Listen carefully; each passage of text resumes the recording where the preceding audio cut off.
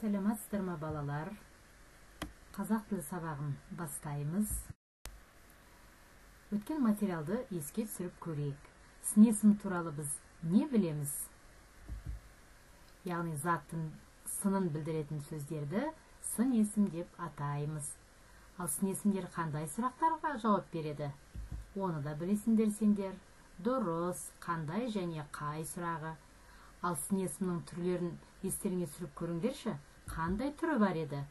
Дара және күрделі сын есім, негізгі және туынды сын есімдер, мәндес және қарсы мәнді сын есімдер. Тамаша, өте жақсы. Олай болса, біз келесі бүгінгі сабағымызды бастаймыз. Бүгінгі сабағымыздың тақырыбы сан есім және ғаламшар құпиялары деген кешегі кішкентай мәтінді әрмен қарата жалғастырамыз. Бүгінгі сабақта сендер мәтін мазмұны бойынша шешім табуға бағытталған сұрақтар құрастырып жауап беретін боласыңдар. Және сан есімдерді жаттығулардың ішінен тапсырмалардан табалатын боласыңдар. Мен сендерге осының алдында Юпитерге саяхат деген бейне жазба жіберген болатын едім, және соны сабақ басталғанша қараңдар деп тапсырма берген едім. Менің ойымша, сендер осы Юпитерге саяхат деген бейне жазбаны көріп, ұғып, енді әрмен қарата осы дамытайық. Сендердің көрген бейне жазбаларының негізінен төмендегідей мағлұматтар біз ала аламыз. Яғни Юпитердің массасы күн жүйесіндегі барлық планеталардың жалпы массасынан 2,47 есе көп. Юпитердің ішіне жер сияқты 130 ғаламшар сыйып кетеді.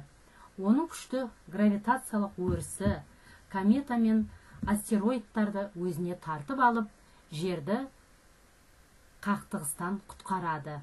Бұл гиганттың гравитациясы жерден 2,15 есе көп екенін білдіңдер. Ол ең жылдам айналатын планета болып табылады. Оның радиациясы өте қуатты. Сол себептен ғарыш кемелері оған жақындай алмайды.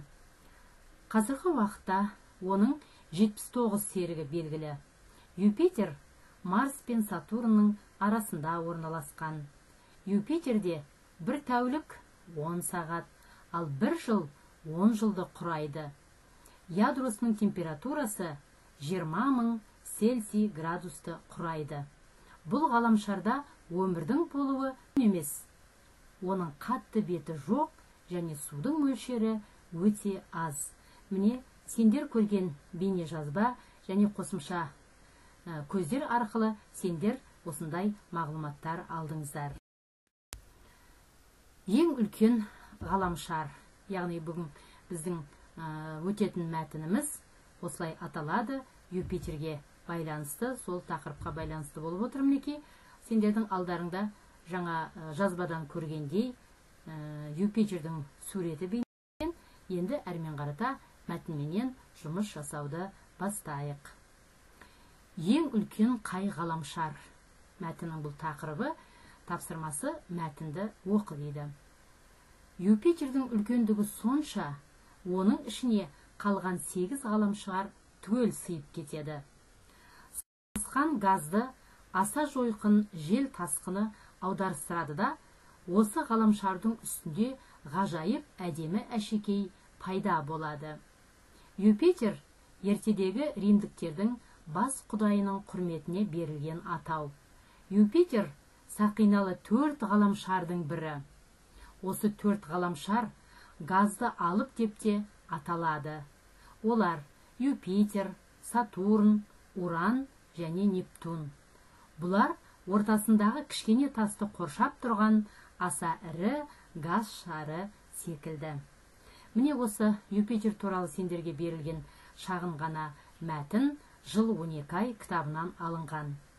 Осы мәтінді сендер оқып, өздерің неге және неліктен деп осы сұрақтардан басталатын өздерің сұрақтар құрастырасыңдар, сосын сол сұрақтарға өздерің жауап беріп, соған дайындар. Енді сан есім дегеніміз не? Сендер бұрын 2-ші, 3-ші сыныпта да бұл тақырыпты өттіңдер. Енді бүгін соған қосатын тағы да қосымшалары бар. Сондықтан да сендер сан есімді білесіңдер. Заттың санын білдіреді, ретін білдіретін сөз табы бұлда сан есім деп аталады. Және санын білдіргендіктен, ретін білдіргендіктен кез келген заттың ол неше, қанша, нешінші деген сұрақтарға жауап береді. Сан есімдер есептік және реттік болып екіге бөлінеді. Енді мына жерде есептік сан есім жаңа айттық, реттікті айттық. Енді реттік сан есім қалай жасалады? Мына сызбаға қарап отырсаңдар, яғни 7, 15, 90, 63 деген сан есімдер қанша немесе неше деген сұрақтарға жауап беріп, бұлар есептік сан есім болса, осы есептік сан есімдерге ыншы, інші, нышы, нышы деген жұрнақтардың жалғануы арқылы реттік сан есімдер жасалады екен. Және реттік сан есімдер тағы да қайталаймыз, нешінші деген сұраққа жауап береді. 7, 7-ші, 15, 15-ші, 90, 90-шы, 63, 63-ші. Бұл сызба арқылы сендер есептік сан есімнен қалай реттік сан есім жасалады. Осының ретін және жұрнақтарын жақсылап тұрып естеріңе сақтап алың. Енді біз оқулықтағы тапсырмаларды орындауға көшейік. Мәтінді көшіріп жаз, сан есімдердің астынсыз. Егер сендердің алдарыңда дәптер қаламдарың дайын тұрса, бірінші оқып шығайық. Станса ауылдан 20 шақырым жерде. Пойыз сағат 5-те жүреді. Әлгі стансыға 2-ші автобуспен келді. Ол 3-ші курстың студенті. Жазға демалыстан соң оқуға бара жатыр. Осы тапсырмадан біз реттік сан есімдерді сөздің құрамына талдауымыз керек. Әуелі біз тауып алайық. Сан есімдер қайсы? 20, дұрыс, 5, 2-ші және 3-ші. 20 және 5 бұл неше, қанша деген сұраққа жауап беріп, есептік сан есім болып тұрса, ал енді осының ішінде қандай реттік сан есім бар екен? Көрейік. Сендер тапты деп ойлаймын. Олай болса қанекей сәйкестендіріп көрейік. Дұрыс, 2-ші және 3-ші деген сан есім нешінші деген сұраққа жауап беріп, реттік сан есім болып тұр. Яғни 2-ші деген сан есімнің түбірі 2, жұрнағы нышы. Ал 3-ші сан есімінің түбірі 3, жұрнағы інші. Сонда ны-шы, ін-шы деген жұрнақтардың жалғануы арқылы есептік сан есімге реттік сан есім жасалып тұр.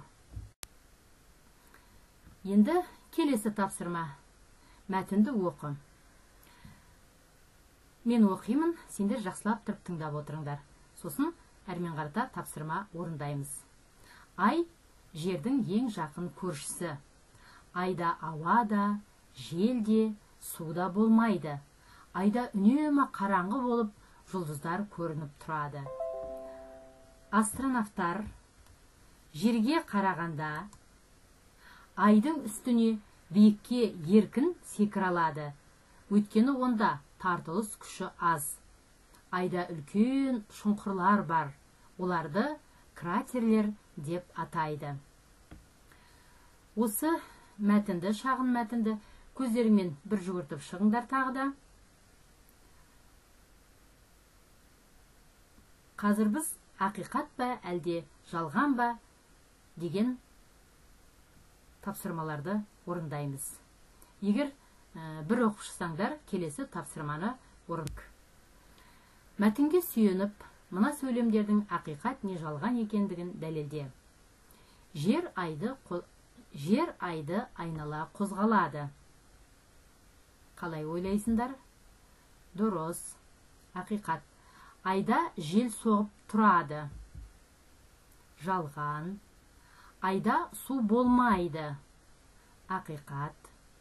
ай аспаннан үнемі көрініп тұрады. Ақиқат. Жерден айға қарасаң, ай үнемі дөңгелек болып көрінеді. Жалған. Және айда кратерлер болмайды, яғни жалған. Міне, бұл тапсырманы да біз жақсы орындап шықтық. Яғни мәтінге алдындағы оқыған сүйене отырып, осы берілген сөйлемдердің жалған ба, әлде ақиқат па, сонысын біз дәлелдеп шықтық. Енді 53-ші тапсырма. Алдарыңда ребус берілген. Осы ребусты шешу керек, және шешуіндегі шыққан сөзге әңгіме құрастыру керек. Қане ойланамыз. Бірінші тұрған сөз қандай сөз? Бірінші алғашқы екі әрпін алып тастайсыңдар. Келесінің де алып тастайсыңдар. Егер кімде-кім бірінші және соңғы сурет екеуі бірдей, ол суреттің атын, қазақша атауын білмей тұрса, ол аттың аяғына тағатын таға деп аталады. Сендерге көмектесіп қояйын. Ал қане, сонымен бұл ребусты сендер шешті деп ойлаймын. Қане, шешуін бір ауыздан оқиық. Яғни бұл тұрған ребустың шешуі ғарышта. Үйге сендер осы ғарышта деген тақырыпта шағын ғана әңгіме құрастырып жазасыңдар. Сонымен сабағымызды қорыта келе, сан есім туралы біз бүгінгі сабақта не білдік? Аттың санын білдіретін сөздерді білдік, және оларға қойылатын сұрақтарды білдік, және сан есімнің түрлерін білдік. Сонымен қатар реттік сан есім қалай жасалады, яғни есептік сан есімге ыншы, інші, нышы, ніші деген жұрнақтардың жалғануы арқылы жасалады екен. Егер бүгінгі сабақта алған тақырыпты жақсы меңгерген болсаң, онда үйге төмендегідей тапсырма аласыңдар. Осы бүгінгі 114-ші сабаққа арнап жасалған тест бар. Соны классрумнан орындап, тапсырманы орындап болғаннан кейін қайтадан салып жібересіңдер. Егер сұрақтарың болмаса, осымен біз сабағымызды аяқтаймыз. Аман, сау болыңыз.